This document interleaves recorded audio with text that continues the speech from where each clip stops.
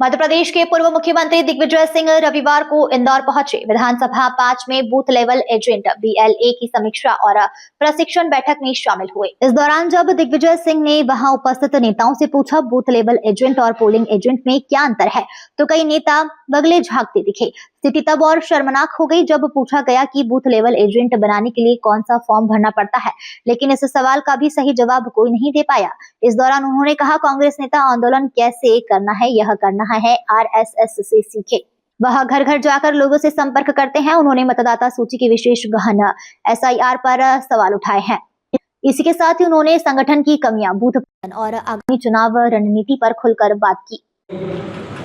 Booth level agent हो, booth level agent का form BLA 1 जो है अमन जो है वो दस्तखत करके फोटो लगा के वो फॉर्म जो है वो सबमिट करेंगे किसको? BLO को।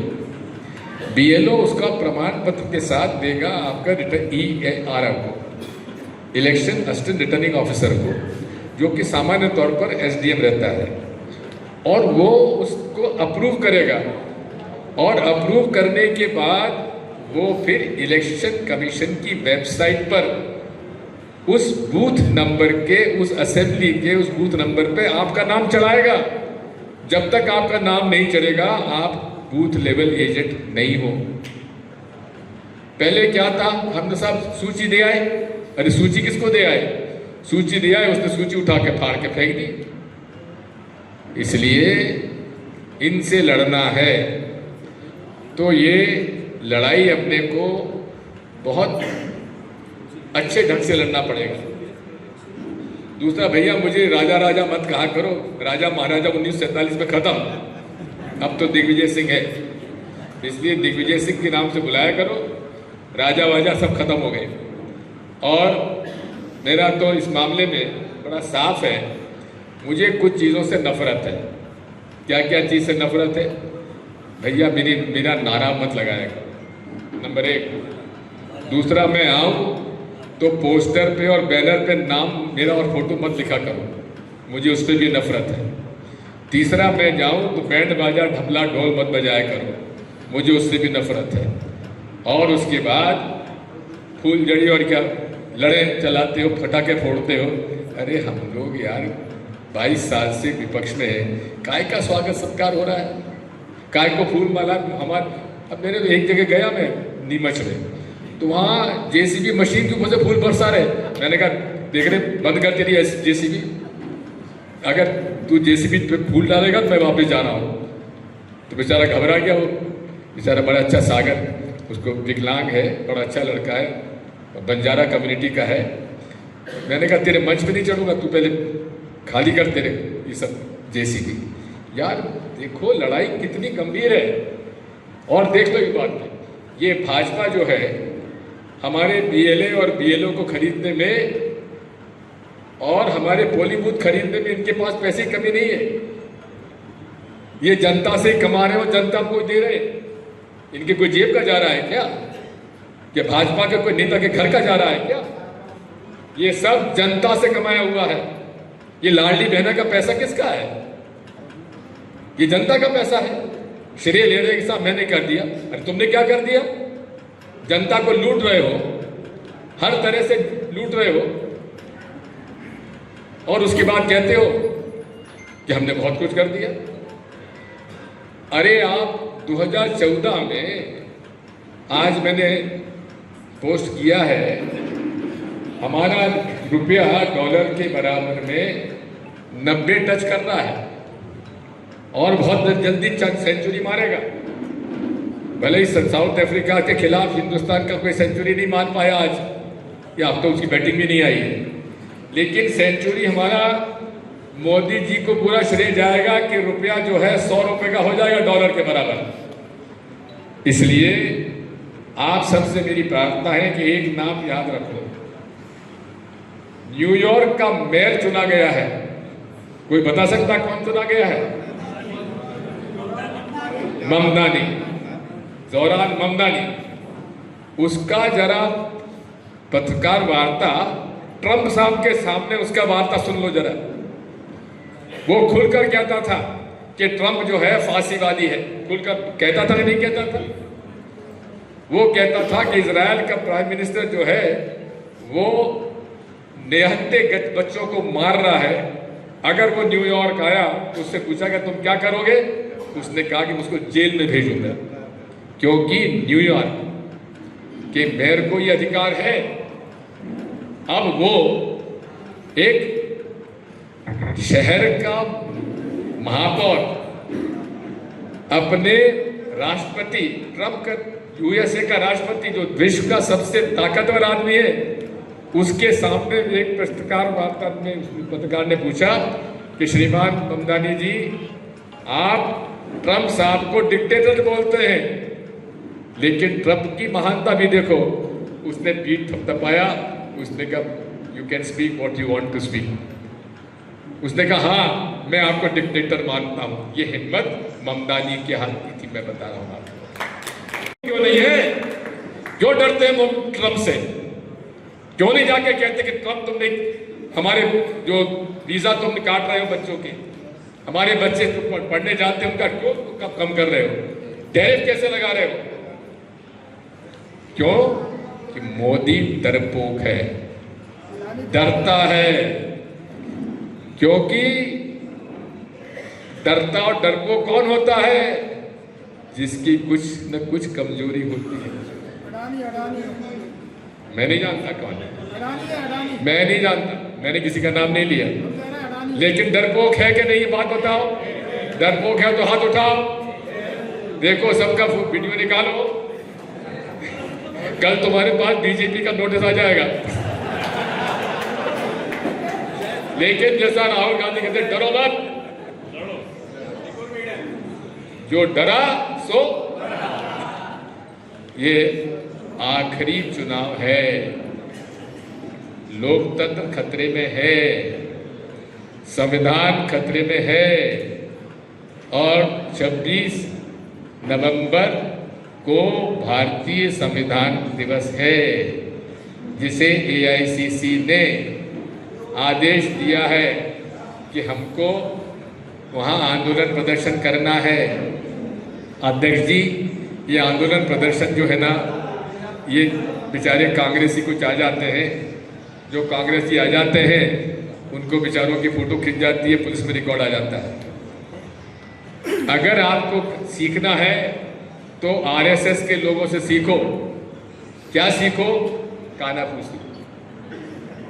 घर घर जाकर उस पर न तुम पर केस बनेगा, ना तुमको कहीं डरने की जरूरत है।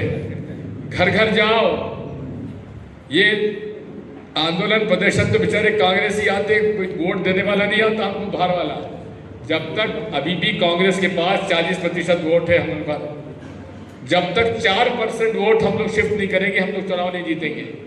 और 4% वोट तब होगा जबकि जो ढुलमुल है उसको समझाओ कि मरे जा रहे हो, तुम्हारे खाने के लाले पड़ रहे हैं, नौकरी मिल नहीं रही है, महंगाई बढ़ती जा रही है, कुछ करते हो तो झूठे केस बनाए जा रहे हैं। उस बात के लिए कानाफूसी करो और उनसे अपने मोहल्ले में जो भी भाजपा का ये नेता नहीं है लेकिन वोटर है, उसको अपना वोटर बनाओ, उससे चर्चा करो, उसके घर में बैठ के महिलाओं को थोड़ा सा एग्री करो। और एक चिंटू जी एक और काम करो, इंदौर के जितने भी नेता हैं वो कोई भी कार्यक्रम में आए तो अपनी पत्नियों को लेके आए, तुम्हारी पत्नी भी साथ जाए। अरे महिलाएं दिखती नहीं बेचारी, इतनी छोटी बड़ी बैठी हुई है। अब इसका अनुपात देखें तो 5% महिलाएं हैं और 95% मर्द हैं। अब वोट डालने में महिलाएं आपसे आगे आ रही है, इसलिए ये अपने को नियम बनाना चाहिए। आखिरी बात देखो, सूखी खेती नहीं होती है, बीएलए को भी कुछ न कुछ व्यवस्था करनी पड़ेगी। बीएलए जो है वो भी तरीका है उसका। मैंने माननीय अध्यक्ष जी, आपने जीतू पटवारी जी, महान हमारा नेता, उसको मैंने अनुरोध किया है, मैंने हरीश चौधरी जी को अनुरोध किया है और अपने राष्ट्रीय कोषाध्यक्ष जी उनको भी अनुरोध किया है, माइकन साहब को। मैंने कहा है कि पूरे कांग्रेस को, लोगों को, कांग्रेस के लीडर्स को, पदाधिकारियों को, उनसे हमें चंदा लेना चाहिए और उनके माध्यम से आम जनता से पैसा लेना चाहिए, उनसे लगाव होता है। मेरा सुझाव निम्न प्रकार का है, जितने भी कांग्रेस का कार्यकर्ता मेंबरशिप होती है उसको आप बताओ कांग्रेस का सदस्यता शुल्क कितना है, बताओ, हाथ उठाओ। 5 रुपए। कितने साल के लिए? 5 साल के लिए। 5 रुपए 3 साल के लिए, 1 साल के कितने हुए ना? अठन्नी कहां से लाओगे? अठन्नी मिलती क्या बाजार में? तो इसलिए हमारा सुझाव है, जितने भी कांग्रेस के लीडर हैं जो इनकम टैक्स देते हैं, हम ये नहीं कहते कि तुम बहुत ज्यादा पैसा दो। अरे इनकम टैक्स जो भरते हो, भरने तुमने अपने आयकर में 1 लाख रुपए तुमने टैक्स जमा किया, उस 1 लाख में से 1% यानी कि कितना? 1000 पार्टी के लिए दे सकते हो, नहीं दे सकते हो? बोलो, दे सकते हो? जो दे सकते हो हाथ उठा लो। अच्छा, उनमें वो भी करो, दूसरे जो कह रहे हैं मेरी बात से सहमत ना हो, हाथ उठाओ। तुम सहमत नहीं हो? जो मैं कह रहा हूं, जो टैक्स जमा करता है उसने 1 लाख सरकार के खाता में जमा किया, उसका 1% हुआ 1000। अरे साल में 1000 रुपए 1 लाख का इनकम टैक्स देने वाला, उस पर कोई जोर पड़ेगा क्या? अगर पड़ेगा, उससे कोई सहमत हो तो हाथ उठाओ। कोई इसका विरोध तो कोई नहीं कर रहा ना, सब सहमत है। तो मैं जीतू जी को कह दूं कि सहमत है इस मामले में। दूसरी बात आती है कि हम विधायक जी हैं, सांसद हैं, पार्षद हैं, भूतपूर्व एमपी हैं, भूतपूर्व विधायक हैं, भूतपूर्व पार्षदों को पेंशन नहीं है, शायद नहीं है ना वर्तमान को। तो भूतपूर्व सांसद, भूतपूर्व विधायक, वैसे कांग्रेस ने भूतों की कमी भी नहीं है, कोई भूत जितने उन सब भूतपूर्व को पेंशन मिलती कि नहीं मिलती है? महीने की मिलती है, उसका 1 रुपया, मतलब उसको अगर 10,000 मिल रही है तो 1%, तो 10,000 का 1% कितना हुआ? 100 रुपये महीने में। दिक्कत है क्या? नहीं, 1% की बात, मेरा सुझाव बता रहा हूँ, आपका सुझाव आप अलग से देना। ये दिग्विजय सिंह का सुझाव मैं आपको कुछ सहमत चाहता हूँ, ताकि मुझे AICC में जाकर कहना पड़े कि साहब मैं इंदौर के 5 नंबर से बयान करके आया हूँ और वो सहमत है मेरी बात से। मैंने भी जिला कांग्रेस कमेटी के अध्यक्षों का मीटिंग हुई थी, ट्रेनिंग प्रोग्राम, उसमें मैंने सब लोगों से कहलवाया, सबने सहमति दी, क्योंकि जिला कांग्रेस कमेटी के अध्यक्ष को भी तो पैसा चाहिए चलाने के लिए। जीतू तो होशियार है, चला लेता है, इसके पहले जिले भी चला लेता था। ये सूजी तो ये खुद को भी चला लेता था और पार्टी को भी चला लेता था। बात वही है कि वहां भी अपने को विशेष तौर पर ध्यान देने की आवश्यकता है। इसलिए पेंशन और सैलरी अब आपको पार्षद को मिलते हैं शायद 12,000। अब मुझे बताया कि पार्षदों से आप मांग रहे हो 5,000, 1,000 महंगा भी मैं कहता हूँ ज्यादा मांग रहे हो उनसे 1%, 12,000 का 120। अरे नेताओं से तुम वसूली बाद में कर लेना उनका नेताओं की वसूली दूसरी तरह से करो।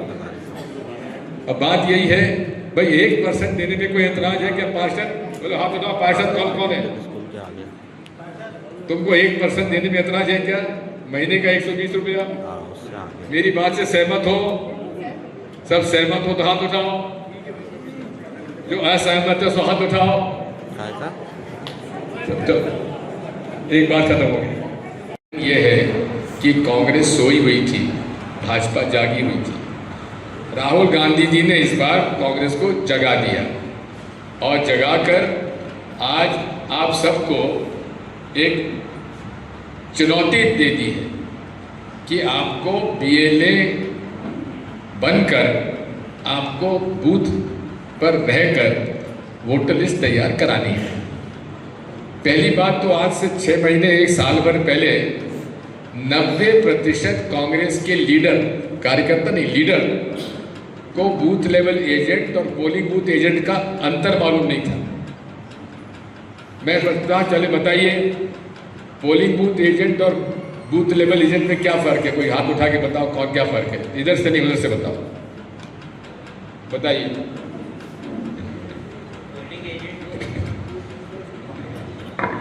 हेलो सर, पोलिंग एजेंट में से कम एक ने तो सही जवाब दिया, बाकी कोई हाथ उठाया नहीं, इसलिए मैं कह रहा हूँ उनको शायद मालूम नहीं होगा। लेकिन बात यही है, बूथ लेवल एजेंट का 5 साल और नहीं निरंतर, जब तक कि उसको दूसरा नाम अपॉइंट हो जाए, 5 साल उसको हमेशा अगले अपॉइंटमेंट तक बूथ लेवल एजेंट पार्टी के लिए काम करता है। और उसकी प्रक्रिया क्या है? उसकी प्रक्रिया आपको भाई यादव जी, संतोष बताओ कौन सा फॉर्म भराना पड़ेगा बूथ लेवल एजेंट के लिए? मुझे बूथ लेवल एजेंट नियुक्त करना है। BLA 1 तो आपने अपॉइंट कर दिया, अमन भैया BLA 1 हो गए। अब BLA 2 का फॉर्म, कौन सा फॉर्म भरा जाता है बताओ? नहीं, इसका मतलब ये है कि बूथ लेवल एजेंट का फॉर्म कौन से नंबर का है ये भी आपको मालूम नहीं है। बट बात वही है कि फॉर्म जो है इसका अलग से, बूथ लेवल एजेंट का फॉर्म अलग से आपको BLO देगा। ये बूथ लेवल एजेंट की जवाबदारी है।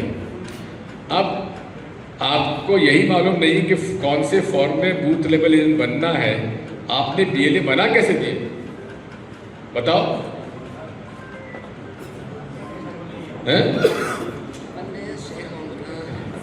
जितने भी पूरे 1635 बूथों में से लगभग 1550 पौने 1600 BLA अपन ने बनाए।